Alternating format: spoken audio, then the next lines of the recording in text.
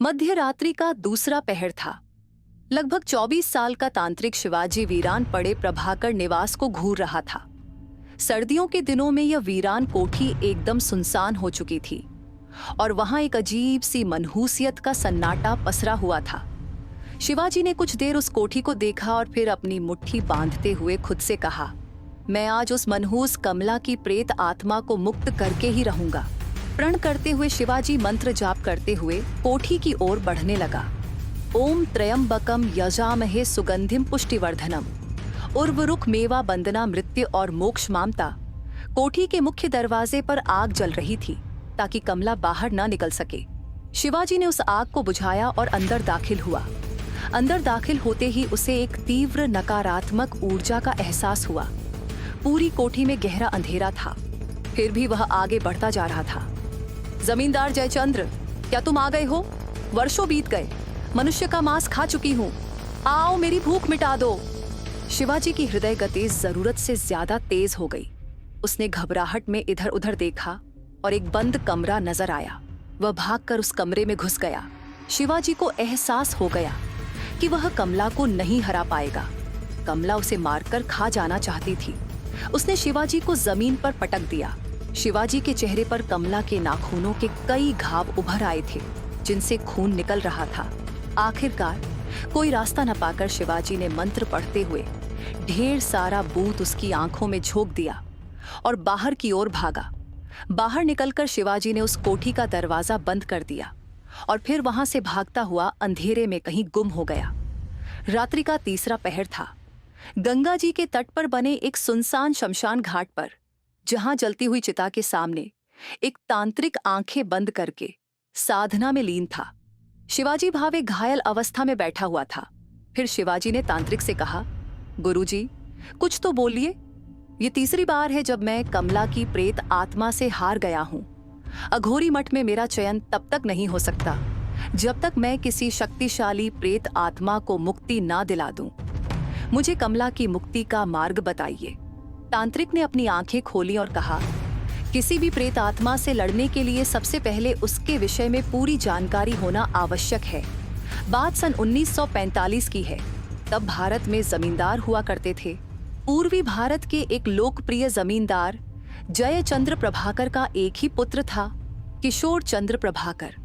जयचंद्र अपने पुत्र का विवाह किसी अच्छे कुल में कराना चाहते थे, मगर उनकी कोठी में रहने वाली दासी कमला का प्रेम प्रसंग किशोर चंद्र से चल रहा था। कमला बहुत सुंदर थी और दोनों छिपकर मिला करते थे। समय बीता और जयचंद्र को यह बात पता चल गई। गुस्से में आग बबूला जयचंद्र ने कमला को मृत्युदंड देने का आदेश दिया। कमला को बेड़ियों से जकड़कर सभा के सामने लाया गया। कमला की अंतिम इच्छा थी कि उसे सुहागन मृत्यु दंड दिया जाए। जयचंद्र ने उसकी आखिरी इच्छा पूरी की और भरी सभा में उसे सुहागन श्रृंगार के साथ मृत्यु दंड दे दिया। किशोर चंद्र चुपचाप यह दृश्य देखता रहा।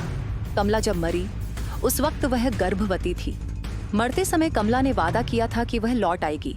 समय बीता, किशोर चंद्र का विवाह सरस्वती से हुआ, मगर जैसा कमला ने कहा था वह लौट आई। सरस्वती बीमार रहने लगी। धीरे धीरे उसे दौरे पड़ने लगे और आखिरकार कमला ने सरस्वती के शरीर पर कब्जा कर लिया। जयचंद्र ने कई तांत्रिकों की मदद ली, मगर कोई भी कमला जैसी जिद्दी आत्मा को सरस्वती के शरीर से नहीं निकाल सका। फिर एक दिन कमला ने सबसे पहले अपने पति किशोर चंद्र, फिर एक एक करके परिवार के सभी सदस्यों को मार दिया और उनके मांस से अपने भोग की तृप्ति की। तब से वह घर शापित हो गया और वह घर से बाहर भी नहीं निकल सकती। वह किसी को वहां रहने भी नहीं दे सकती। शिवाजी ने तांत्रिक से कमला की पूरी कहानी सुनने के बाद कहा, गुरुजी, क्या कमला को उस घर से मुक्ति देने का कोई मार्ग है? तांत्रिक ने कहा, मार्ग है। कमला पर काबू पाने के लिए कुछ तांत्रिकों ने मंत्र से अभिमंत्रित वस्तु इकट्ठा करके एक हवन करने की कोशिश की थी, मगर उन सारी वस्तुओं द्वारा हवन किया जाता और उसकी मुक्ति होती उसके पहले ही कमला ने उन सभी तांत्रिकों को मार दिया। शिवाजी ने फिर सवाल किया कि वह वस्तुएं उसे मिल सकती हैं। तांत्रिक ने बताया कि वह वस्तुएं उसी घर में हैं, मगर कमला ने उन्हें छिपा दिया है। वह हवन कुंड आज भी जल रहा है। उन वस्तुओं को खोजकर पूरी विधि विधान से अगर कोई उस घर में हवन करे तो कमला को मुक्ति मिल जाएगी। शिवाजी ने समझ लिया कि आखिर कमला को कैसे मुक्त किया जा सकता था। उसने अपने गुरुजी को प्रणाम किया और एक बार फिर प्रभाकर निवास की ओर चल पड़ा। उस अंधेरी कोठी में भटकते हुए शिवाजी लगातार मंत्र जाप करते हुए उन पूजा सामग्रियों को खोज रहा था। एक पुरानी हनुमान चालीसा और गंगा जल की एक शीशी, ये दो चीजें शिवाजी को मिल चुकी थीं। वह अगली पूजा सामग्री की तलाश में था। कमला ठीक उससे कुछ दूरी पर खड़ी थी।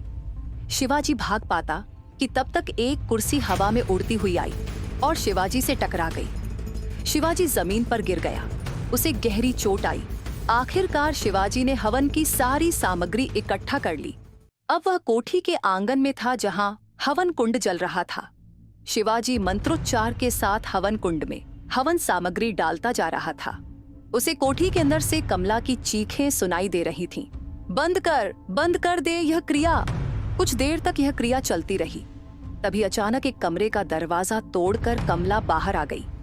उसके पूरे शरीर में आग की लपटें जल रही थीं।